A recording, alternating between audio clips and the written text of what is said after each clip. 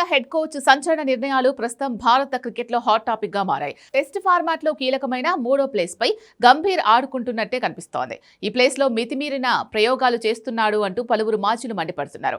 అసలు జట్టులో ఎంత కీలకమైన ఇలాంటి స్థానంపై ప్రయోగాలు చేయడం సరికాదు అంటున్నారు.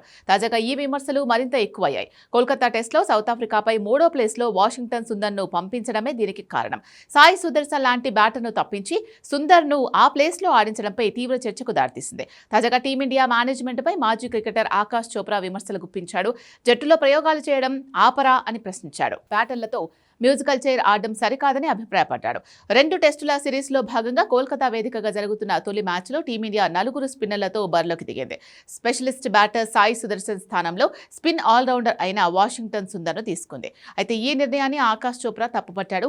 3వ స్థానంలో మ్యూజికల్ చైర్ ఆడడం సరికాదు అన్నాడు. సాయి సుదర్శన్ను తుది జట్టులో ఆడించలేను అన్నప్పుడు జట్టులోకి ఎందుకు తీసుకున్నారు అని ప్రశ్నించాడు. జట్టులో 15 మంది సభ్యులు ఉండాలని సాయి సుదర్శన్ను తీసుకోవడం సరికాదు అన్నాడు. 3వ స్థానంలో విపరీతమైన ప్రయోగాలు చేయడం ఆపరా అంటూ ఫైర్ అయ్యాడు. ఎవరైనా ఆటగాడు స్క్వాడ్లో ఉండి తుది జట్టులో లేకుంటే అతనిలో నైపుణ్యం లేదని కాదని వ్యాఖ్యానించాడు. ఆటగాళ్లను సన్నద్ధులను చేయడంలో తప్పు లేదని, అయితే 3వ స్థానాన్ని మ్యూజికల్ చైర్లా మార్చకూడదు అన్నారు. సాయి సుదర్శన్ స్థానంలో వాషింగ్టన్ సుందర్ను ఆడించడంపై అనిల్ కుంబ్లే కూడా ఆశ్చర్యాన్ని వ్యక్తం చేశారు. జట్టులో స్పెషలిస్ట్ బ్యాటర్లు 3 మాత్రమే ఉన్నారని, ఆల్రౌండర్లతోనే జట్టు నిండిపోయింది అన్నాడు. 3 ఫార్మాట్లలో టీమిండియా ఇదే ఫార్ములాను అనుసరిస్తుందని చెప్పాడు. ఈ మ్యాచ్లో గెలిచినా కూడా 3వ స్థానానికి సుందర్ను పంపించడం సరికాదు అన్నది చాలా మంది విశ్లేషకులు కూడా చెప్తున్నారు.